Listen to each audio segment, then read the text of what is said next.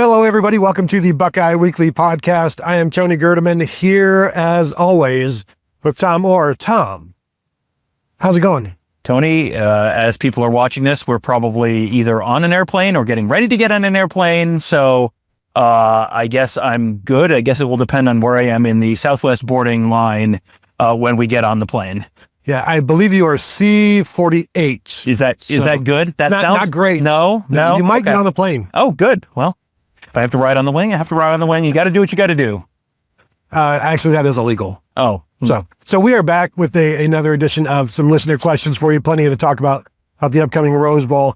And we're trying to get through these as we can, because once we get out there, who knows what's going to be the subject of the day when we're talking to players and talking to coaches and talking to you guys as well, because we'll be doing some live shows as well.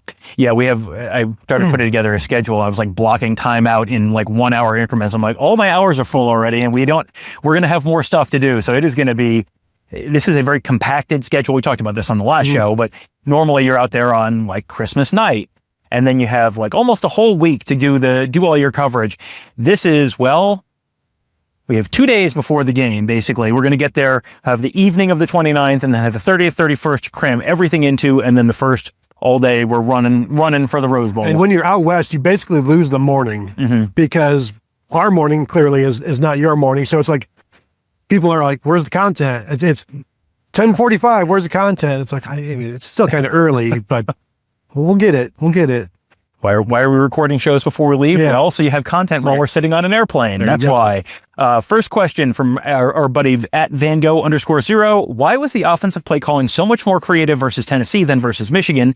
Does the staff need more than a week to be able to game plan? If so, that should mean good things in the playoff, but also an indictment of their regular season coaching. One of the big issues of the Michigan game plan is that they were just backed up so often. So they weren't able to actually get to the game plan as much as they'd like to, because again, they're backed up at the 7th and 9, and you're what they call coming out, and those are different plays. Those are different calls in terms of what the plan is on first down, second down, third down. So they had that. They had some where they're going in. So they just had more situational packed plays than normal. I think they said like a third of the game was situational, which is more than typical. So they just weren't in the middle of the field enough. Like they weren't between the 30s enough in this game to really get as creative as maybe we saw against Oregon. And I know, yes, well, why were you running between the tackles? It's like, well, that's kind of what you do down there, because you don't want to throw an interception, except sometimes you still throw interceptions. So that just leads to more like, maybe let's just stay safe. But they're just backed up a lot. Also, they learned from that game, though, that some more creativity is good. Yeah, for sure. And that was a game where I think they came in with the idea that, just don't make the big mistake, because you're a better team than Michigan, a more talented team than Michigan. Just don't make the big mistake and hand the game to Michigan.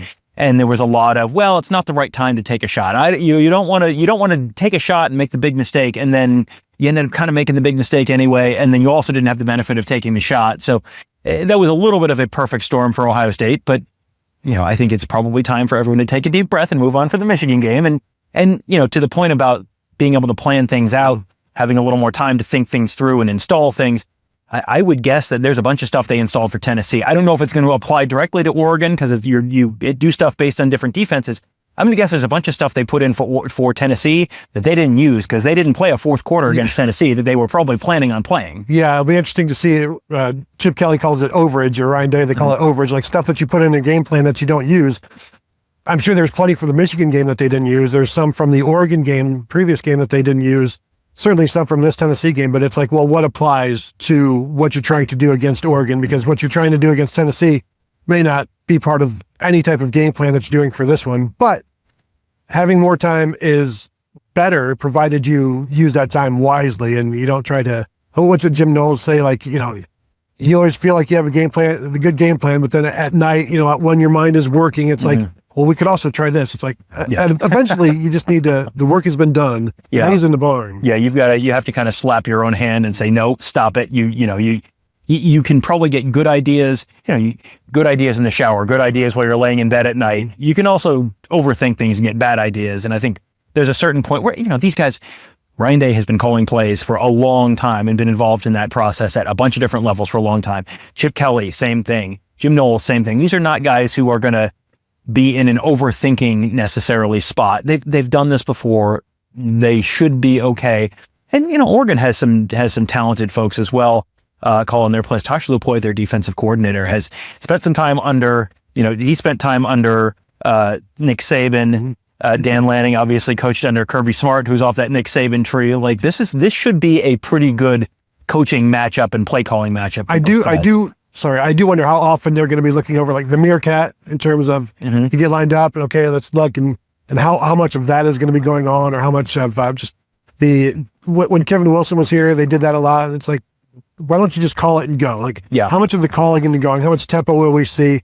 And that's a constant chess match between Dan Lanning, who is probably going to do something at some point. Oh yeah. Dan Lanning's going to do something, and we will find out whether it is a genius thing or an idiotic thing after the play is over. But he is not anyone who shies away from, what if people say I'm stupid? He does not care. He's going to do it, and we'll see how it goes. Next one from @James_DePore. My constant concern is special teams. Should I be confident that they have looked good in practice through the week? No concerns. If we get to the 25-yard line, a sure thing.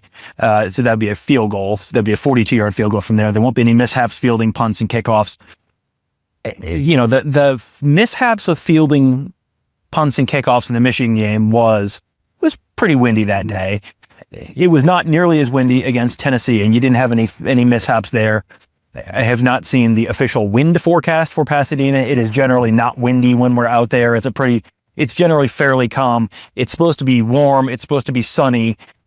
So it's, that's not a stadium. I've been to 3 Rose Bowls, and I've never once thought, boy, it's pretty windy in here. Mm-hmm. Generally, the weather is it's not a dome. It's not that reliable, but it's generally pretty good, pretty reliable, pretty, and if you remove that as a concern, that probably takes a lot of the worry off of the Ohio State special teams. Well, Tom, not to worry you, but 72, partly cloudy, partly sunny, winds of the southwest, 4 miles per hour. So what's that in knots? Because I believe that is a knot. A knot. Okay. Well, it's going to be knots. Yeah. So it's not a game in a dome, but it's about as close as you're going to get to a game in a dome. And even the turf there, are you going to be able to get footing? The turf at the Rose Bowl is like pristine. It is the nicest field I've ever walked on. Every time you're out there, you like want to take your shoes off and go walk. It's like, oh, it's so nice. Why isn't my lawn like that? And the answer is because I don't spend $100,000 on my lawn. I'll try and do a video while we're out there. This would be game day. Barefoot? Probably not barefoot. I don't end up on wiki feet. It's going to be, I'll try and get a video, like an up close video of the grass and how nice the grass is there. It is as close to a dome as you can get in terms of an outdoor stadium. I think that would be, if you're looking for something to feel better about, we don't know what the field goal kicking is during practice this week. They haven't put that out, and they weren't doing that while we were in there. But I think the conditions will probably help mitigate some of those concerns for both teams. That's not just an Ohio State team thing. That's both teams. Again, will they be as aggressive as they were against Tennessee on 4th downs, with the idea that, let's just keep scoring touchdowns? This is one where you're going to need touchdowns, Tom. Yeah. So, well, and Ryan Day has tended to be more aggressive against lesser opponents and a little more conservative against better opponents. But Dan Lanning has he throws caution to wind at all times. He goes for it lots of times that it's like, well, statistically, you should, there they go. They're going for it. And times when most coaches would not go for it. And you wonder if that might push Ryan Day into, especially if they're making it, you might push Ryan Day into being a little more aggressive on some of those decisions. Of course, if they don't make it, then maybe it makes you go, well, look at that idiot. I'm not going to do that. He was pretty aggressive against Tennessee. I wonder if that will continue. Yeah. Next one from @Colonel Trauman. Obviously, we'll make adjustments to stop the explosive pass plays, but will this automatically give them the short pass game that Oregon was adept at earlier in the season? So this is sort of a reflection of the first time when we were doing the previews of the Ohio State-Oregon game. We talked about the fact that Oregon really just throws the ball at the chains. There's a lot of 10-yard passes, and Tez Johnson, their slot receiver, like his prototypical game was basically his game against Ohio State, where it was like 7 catches, 75 yards, and he's averaging 10 yards a catch.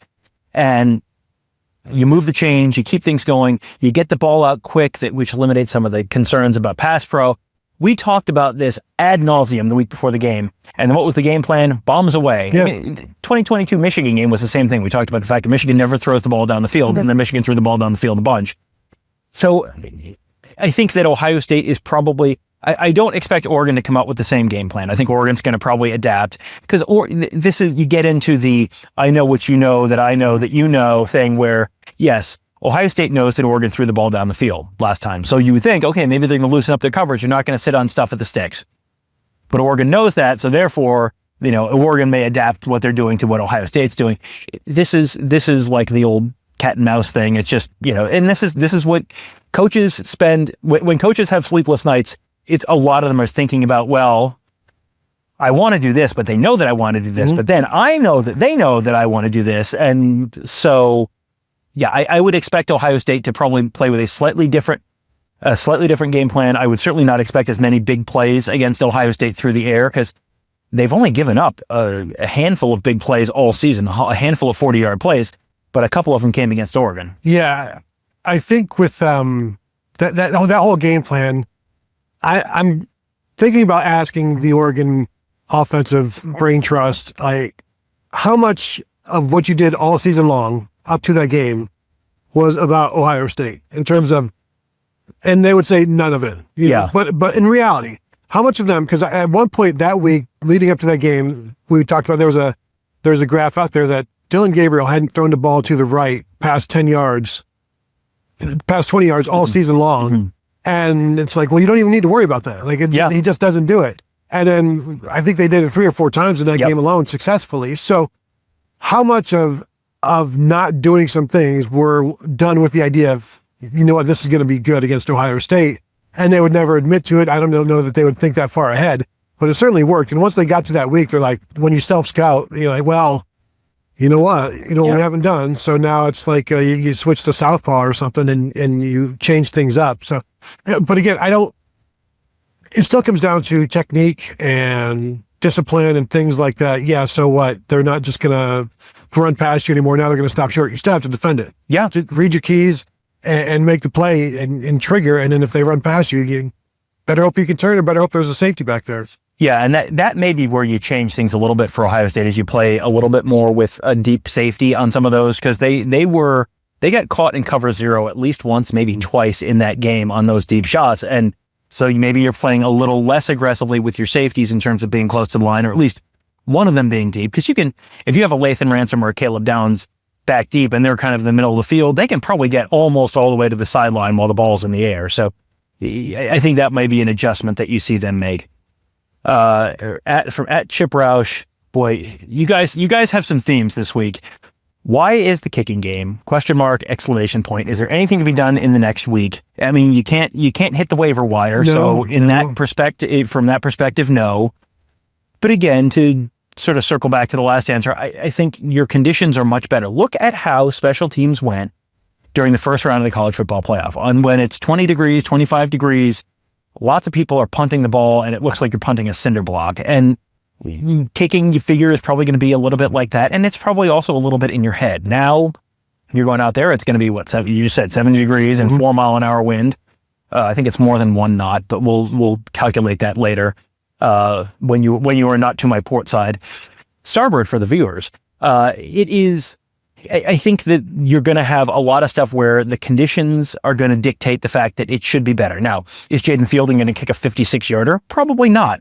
Atticus Sappington, also not going to kick a 56-yarder. They have a deep kicker who's like 2 for 4 on kicks, Oregon does.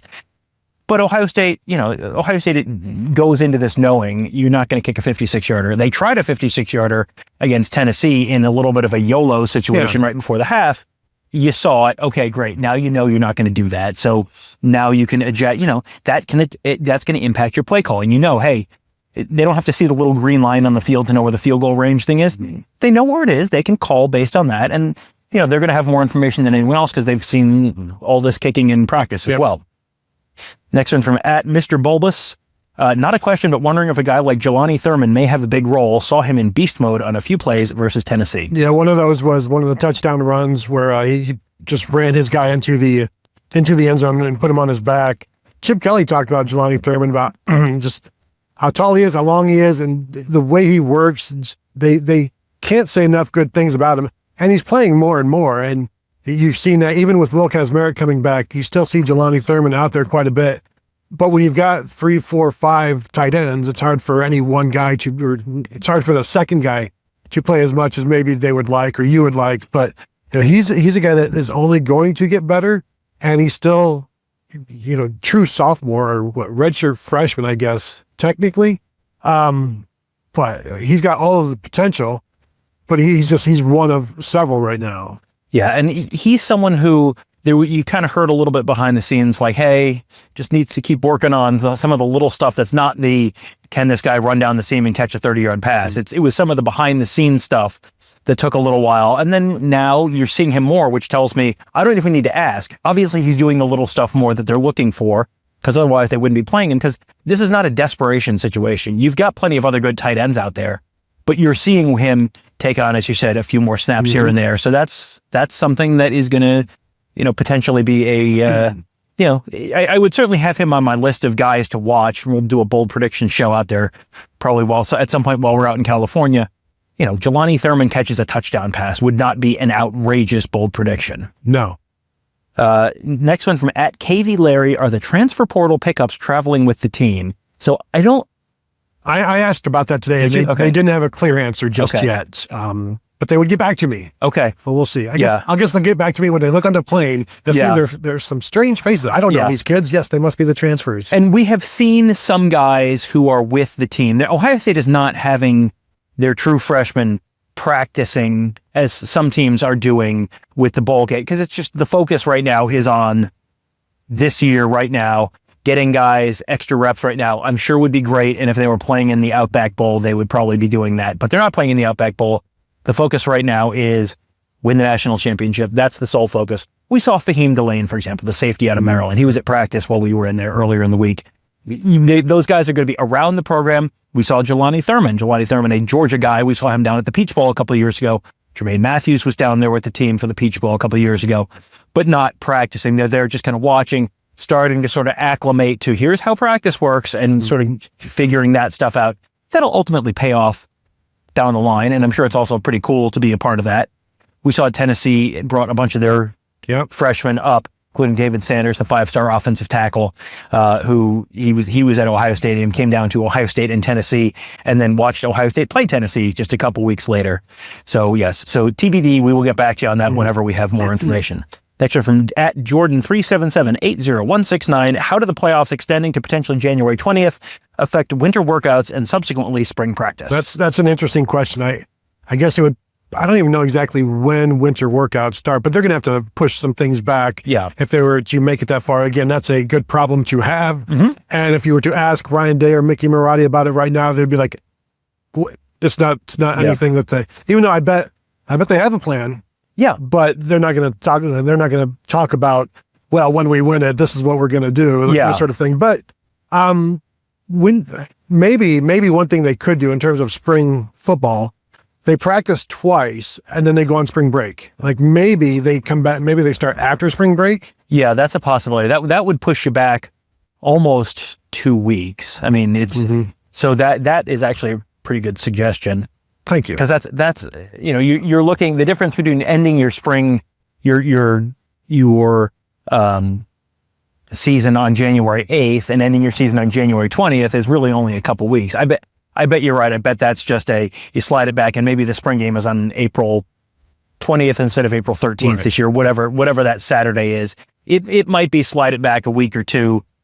But yeah, we haven't gotten an official answer on that, but that's a really good suggestion. And they could, if they lose in the Rose Bowl, then you have no problem. Well, they may have other problems, but that you don't have that problem. If you lose in the Cotton Bowl, that's kind of almost a normal schedule. Right. That's January 10th. So it's not. So we're talking like 10 extra days. I mean, yeah, that's a small wiggle. I think maybe the bigger concern is all of those games rather than the time frame. Yeah. Like they will need a break, get away, go home, go see family, that sort of thing to just. You've got to be able to recharge before you start winter workouts. So it wouldn't be a shock if it pushes everything back a couple of weeks. And, a lot of the physical toll on the guys during the playoff that is not necessarily going to be as big of a concern. I mean, it's going to be a concern, but so many guys are potentially headed to the NFL after this season, especially the guys who are starting. You're losing a lot of guys off that defense potentially. So you don't have guys who are necessarily playing 60 snaps for these 4 games who are also going to be coming back. Some of them will, but you're looking at a decent amount of turnover after the season. Next up from @Buckeye Pete, I have a question. Well, you have come to the right place. Do you think the coaches talk to players for the lack of penalties, especially holding calls on other teams? I'm sure they are on the officials. Just wondering, it has to be frustrating for those rushers. The message from the coaches are shut up and just keep getting after it. Like, what good does it do if the players are like, coach, they're holding me, and the coach is like, I know it's not fair. Gosh darn it. So it's like, it doesn't matter. You've got to do your job. You've got to get to the quarterback. You've got to get to the ball carrier.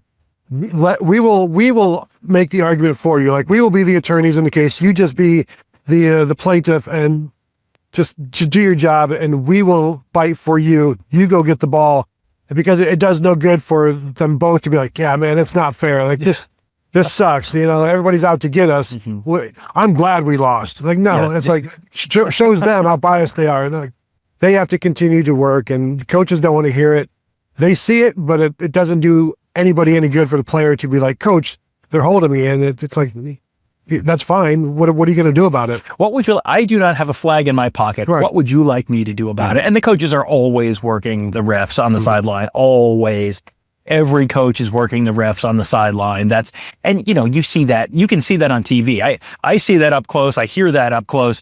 But you see that. There was a play where the Tennessee punter shanked one, and Brandon Innes is like running up the sideline, pointing like it went right out of sir. I'm not sure if you saw it. It went right out of bounds right there. And his estimate of where it went out of bounds was a couple of yards more aggressive than the official's estimate. Shockingly, I know. But it was, they're constantly working the officials down there. College basketball coaches do the same thing as well. That's just kind of part of the game. So, well, and they're also, after every game, coaches will send tape to the league office about missed calls or stuff that they did not agree with. Now, these aren't Big Ten officials, so they'll be, I don't know what the protocol is there. Don't complain to the Big Ten refs about the ACC officials. Bill Carollo sending forward, poopy calls. Yes, I could see that happening maybe. Next from @OSU Bucks 6. Any more transfers visiting soon, and how many more are they trying to get? So the answer on that is, right now, they're in game mode. There is a reason you saw a flurry of guys committing and signing before Christmas, because you had a little bit of a window after the transfer portal opened to sort of figure stuff out. Now they're in game mode, and they do have different personnel who are focused on that and focus. But if you're coming to visit, and you want to talk to Ryan Day, you want to see your position coach. They're busy right now. Let's see where Ohio State is in terms of January 2nd. And after that, you're going to have another wave of players going in the portal, because you'll have, when team seasons end, there's a little bit of a window. If your coach gets fired, there's a little bit of a window. And so there will probably be some more in January, but there's a lot of it depends here, because you get through the Rose Bowl, you don't have very much time before you have another game to play on January 10th. They're going to get back on January 2nd, have to have a pretty quick turnaround. They're busy doing all the game planning stuff we've talked about. There's just not a lot of time to do that right now. And that's one of the reasons you hear coaches complaining about the calendar right now, because it's just like everything happens all at once in December and January. And that's, not great for anyone. It's not how you would draw it up if you were doing things from scratch. It wasn't great to cover it. That's for sure. No. We'd record one podcast and another one would start up. But, the portal is now closed for teams not playing currently. So really, Ohio State needs to know what else they need after they have their attrition, whether it's NFL, whether it's portal. So they'll be back at it. But right now, they're just focused on the game. But they also need to know what else do we need once they find out who else is coming back. And there's also the factor that, and far be it for me to bring academics into this, and this will end up being our last question because we've gone so long on it, but you have the academic calendar. Now, believe it or not, that does play some kind of a factor in college football now. And so Ohio State generally comes back. I don't know exactly when it's going to be this year, but it's generally like the 6th or the 8th or something like that of January is when the new semester starts. Now, there's always a little bit of wiggle room. You can get a a couple weeks in. There's a late enrollment deadline and all that kind of stuff. So they can kind of figure it out. But that is a factor. You can't just, if you're coming in and you're going to decide, well, I'm going to come in February, like that's great, but you're not going to then enroll until, May, June, whenever they have a Maymester now. Bring back the quarter system. They have, you can come in for the little Maymester thing that they do, or for summer in June. That's when guys typically show up. So you've got lots of different times, and the portal's going to open up again after the spring practice as well. So there's other opportunities. But as to your point, what do they need? Well, ask anyone right now, and they're going to tell you they haven't made any kind of an NFL decision or any kind of, our guy, who's going to transfer? I don't know. Probably someone, probably more than one someone. Who's it going to be? I don't know. Sometimes NFL decisions, I go back to Luke Whippler a couple of years ago, where Ohio State coaches were like, well, he's coming back, and then he leaves for the NFL. Probably not in his best interest to have done so, but you get people in your ear and you make a decision and you leave. And then it's like, well, crap, who do we have to play center this year? And so that's how you throw a redshirt freshman like Carson Hintzman in at center last year. There are guys who are not going to make that decision yet. They're going to sit down, they're going to get their NFL feedback, all that kind of stuff. So there's just a lot of moving parts. And again, this is not the timetable you would draw this up on. You would love to see, to know, hey, guys have to make an NFL draft decision by this date, and then a week and a half later, the transfer portal opens, and then you have the transfer portal for 3 weeks, and then you have it. And that's not how any of this works now. It's just, okay, everything all at once go. Yeah, it's literal floodgates. I asked Quinshon Judkins on Saturday, do you have idea of what you're doing next year? Knowing that he's going to say no, but you ask just in case. And he said, they're just focused on winning a national championship, and they'll make that decision when it comes on whether he's returning or not. So there are going to be guys that I think they expect Quinshon to go, but it's not a done thing sure thing that he would leave, because they can make him right here, so. Yep. Yeah. With NIL, that changes some of the calculus on this kind of stuff. So yeah, it's you have people who will change their mind. Hey, if he runs for 400 yards in the Rose Bowl, maybe that makes him, bumps him up a draft, and they probably haven't gotten draft grades back from the NFL yet either. So there's still a lot of work to be done in the whole process. So there you go. That'll do it. Another listener question show in the book.